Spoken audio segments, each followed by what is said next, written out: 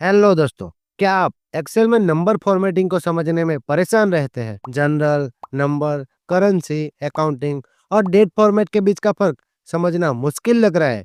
तो इस वीडियो को आखिर तक जरूर देखें, क्योंकि आज हम एक्सेल के होम टैब के नंबर फॉर्मेटिंग के सभी ऑप्शन को डिटेल में समझेंगे, वो भी आसान उदाहरणों के साथ।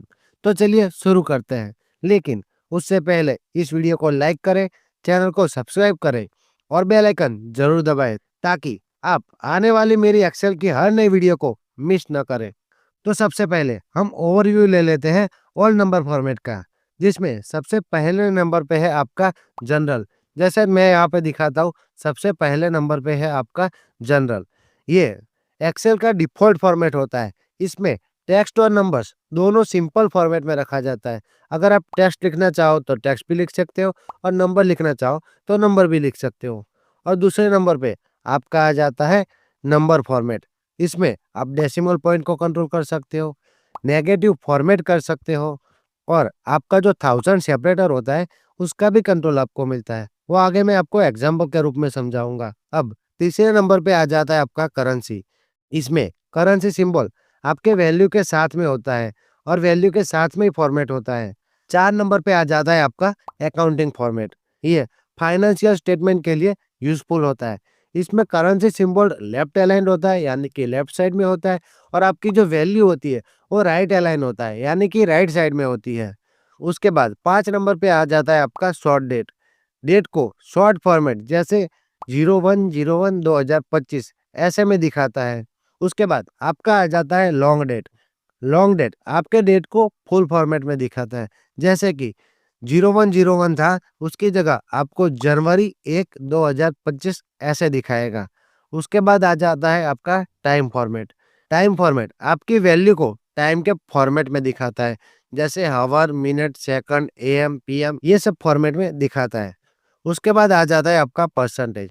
परसेंटेज वैल्यू को परसेंटेज के रूप में दिखाता है। जैसे आपका 0.5 लिखा है, तो उसको 50% में बदल देता है। उसके बाद अगला ऑप्शन है आपका फ्रैक्शन का। फ्रैक्शन जो है वैल्यू को फ्रैक्शन के रूप में दिखाता है। जैसे कि आपने 0.25 लिखा है, तो उसको 1/4 में बदल देता है। उसके बाद आ जाता है आपका साइंटिफिक। साइंटिफिक जो है वैल्यू को साइंटिफिक नोटेशन में बदल देता है। वो सब आगे हम एग्जाम्पल के रूप में समझेंगे। उसके बाद आ जाता है आपका टेक्स्ट, जो कि वैल्यू को टेक्स्ट के रूप में फॉर्मेट करता है, ताकि एक्सेल उसे कैलकुलेशन के रूप में न ले। तो चलिए अब हर एक फॉर्मेट को डिटेल के रूप में समझते हैं। तो सबसे पहले आपका general format. General format Excel का डिफॉल्ट फॉर्मेट होता है। इसमें कोई स्पेसिफिक फॉर्मेटिंग नहीं होती, यानी इसमें आप नंबर, टेक्स्ट या मिक्स वैल्यू ये सब आसानी से डाल सकते हैं। और ये सब मैं आपको एक फॉर्मेट के रूप में दिखाता हूँ। जैसे मैंने यहाँ पर अलग से आपके लिए शीट बनाई है, ताकि आपको सीखने में आसानी हो जाए। जैसे पहले है आपका जनरल फॉर्मेट, ठीक है? मैं यहाँ पर लिख दूँगा 1 2 3 4, वो भी आ जाएगा। फिर मैं यहाँ पर लिख दूँगा ABCD, वो भी आपका आ जाएगा। उसके बाद मैं यहाँ पर 1 2 3 लिखूँगा, ABC लिखूँगा, वो भी आपके साथ आ जाएगा। जनरल फॉर्मेट में आप नंबर भी डाल सकते हैं और टेक्स्ट भी डाल सकते हैं, क्योंकि ये फ्लेक्सिबल होता है। लेकिन इसमें फॉर्मेटिंग कंट्रोल की कमी होती है, इसीलिए हमें नंबर फॉर्मेटिंग के बाकी ऑप्शन का यूज़ करना होता है। इसके लिए आपका दूसरा ऑप्शन है नंबर फॉर्मेट। अब बात करते हैं नंबर फॉर्मेट की। नंबर फॉर्मेट का यूज़ तब किया जाता है जब आपको न्यूमेरिक वैल्यू को फॉर्मेट करना हो। इसमें आप डेसिमल पॉइंट को कंट्रोल कर सकते हैं, नेगेटिव नंबर को कंट्रोल कर सकते हैं, थाउजेंड सेपरेटर का कंट्रोल मिल सकता है। जैसे मैं एग्जांपल के रूप में आपको दिखाऊँ, यहाँ पर 1 2 3 4 लिखूँगा, फिर यहाँ पर माइनस में लिखूँगा, ताकि आपको समझने में आसानी हो। उसके बाद मैं यहाँ पर लिखूँगा 5 6 7 जो भी नंबर है, ठीक है? मैंने यहाँ पर एग्जांपल के रूप में आपको ये सब दिखाया है। अब मैं इसको सिलेक्ट करूँगा, मैं नीचे तक ज़्यादा जाऊँगा, ताकि अगर नीचे और नंबर ऐड करना पड़े तो वो भी अपने नंबर फॉर्मेट में आ जाए। तो चलिए मैं यहाँ पर सिलेक्ट करता हूँ नंबर फॉर्मेट। तो देखिए यहाँ पर आपका डेसिमल पॉइंट के साथ आ गया है, लेकिन मैं यहाँ पर इसको और भी एडवांस फॉर्मेट में लिखना चाहता हूँ। तो आप यहाँ पर जाएँगे, फिर यहाँ पर आप मोर नंबर फॉर्मेट में जाएँगे। ये आपका मैनुअल तरीका है, जो आप यहाँ पर क्लिक करेंगे। फिर यहाँ पर आप देख सकते हैं, आपको यहाँ पर आपका सैंपल लिखा हुआ दिख जाएगा कि आपको कैसे दिखेगा यहाँ पर चेंज करेंगे तो। फिर यहाँ पर आपका डेसिमल है कि आप पॉइंट के बाद कितने नंबर रखना चाहते हैं। जैसे यहाँ पर आप 3 करोगे तो यहाँ पर देखिए 3 पॉइंट आ जाएगा, 4 करोगे तो 4 आ जाएगा। लेकिन यहाँ पर 2 अच्छा रहेगा, इसीलिए मैंने यहाँ पर 2 रखा है। फिर यहाँ पर आपका जो थाउज़ेंड सेपरेटर है, जो कि कॉमा के रूप में आता है, उसको आप यूज़ करना चाहते हैं या नहीं करना चाहते। जैसे मैं यहाँ पर ओके करूँगा, तो यहाँ पर देखिए थाउज़ेंड सेपरेटर का कॉमा आ गया है। तो मैं यहाँ पर इसको यूज़ करना चाहूँगा। और यहाँ पर तीसरा ऑप्शन है नेगेटिव नंबर। नेगेटिव नंबर को आप कैसे फ़ॉर्मेट करना चाहते हो? जैसे यहाँ पर मैं लाल को क्लिक करूँगा कि नेगेटिव नंबर में मेरा माइनस ना दिखे, लेकिन उसका कलर रेड हो जाए। तो फिर मैं यहाँ पर आपको ओके करके दिखाऊँगा। तो देखिए, मैंने आपको सिखाने के लिए यहाँ पर माइनस लिखा हुआ था, तो उसका कलर रेड हो गया है। जैसे मैं यहाँ पर आपको सिखाने के लिए माइनस में कोई भी नंबर लिख लेता हूँ, ठीक है?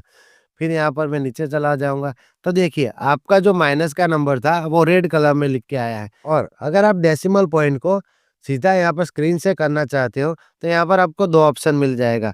इससे आपका डेसिमल इंक्रीज़ हो जाएगा, यानी कि जो आपने यहाँ पर सिलेक्ट करके रखा है, उसका डेसिमल अपने आप बढ़ता जाएगा। जैसे-जैसे क्लिक करते जाओगे, वैसे-वैसे आपका डेसिमल पॉइंट बढ़ता जाएगा। और यहाँ पर बगल में कम करने के लिए, यानी कि उसको क्लिक करते रहोगे, तो आपका डेसिमल पॉइंट कम होता जाएगा।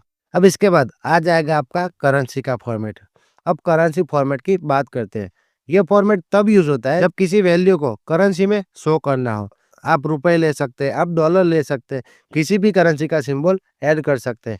एग्ज़ाम्पल के रूप में यहाँ पर दिखा दूँ, कोई नंबर लिख दूँगा यहाँ पर, ठीक है?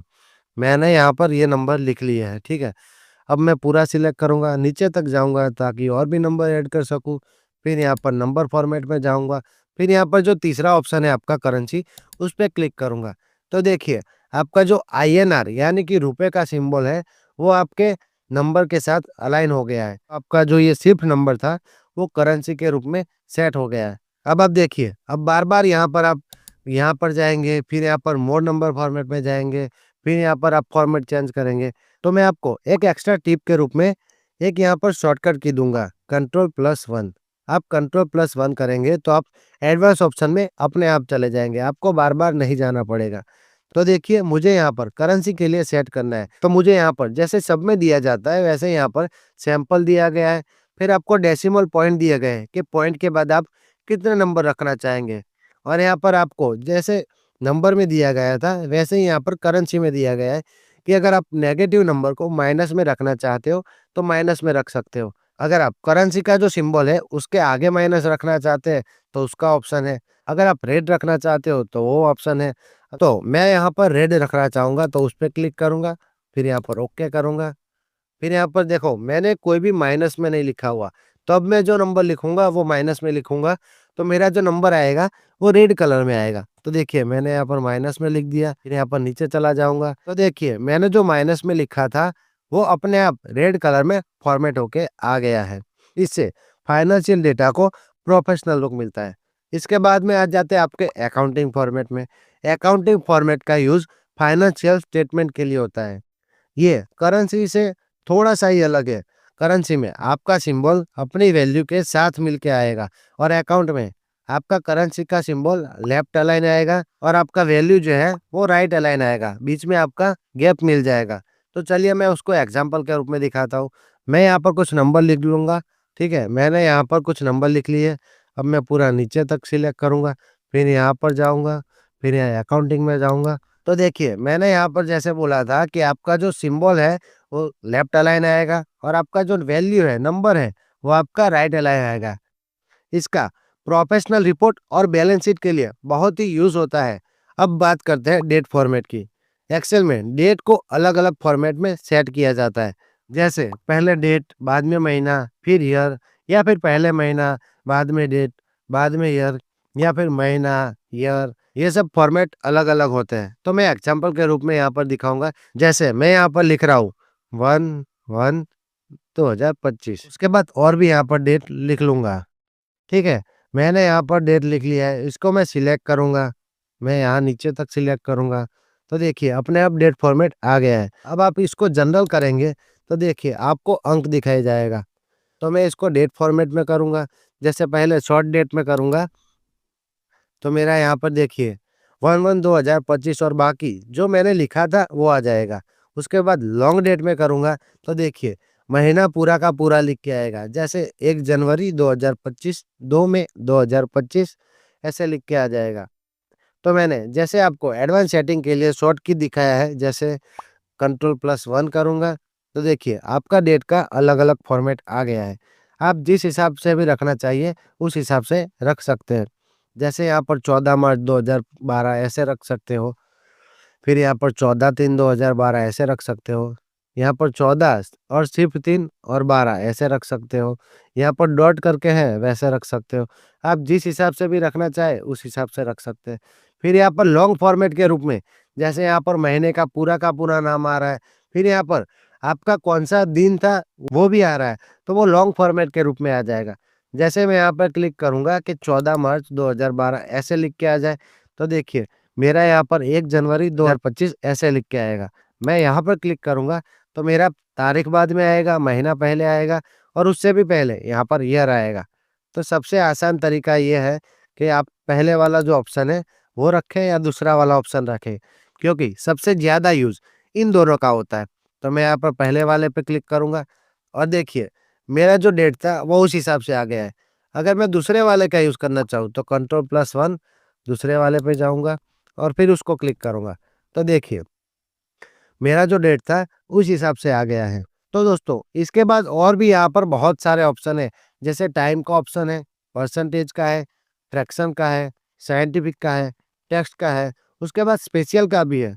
लेकिन ये वीडियो बहुत लंबा हो जाएगा, तो वीडियो को हम यहीं ख़त्म करते हैं। तो दोस्तों आज आपने सीखा एक्सेल के होम टैब में नंबर फॉर्मेटिंग के बारे में, जनरल, नंबर, करेंसी, अकाउंटिंग और डेट, सब कुछ डिटेल के साथ। अगर आपको ये वीडियो पसंद आई हो तो वीडियो को लाइक करें, चैनल को सब्सक्राइब करें और बेल आइकन जरूर दबाएं ताकि आप मेरी आने वाली एक्सेल की हर नई वीडियो को मिस ना करें। अगले पार्ट में हम नंबर फॉर्मेटिंग के बाकी एडवांस ऑप्शन के बारे में जानेंगे। तब तक के लिए हैप्पी लर्निंग। जय हिंद।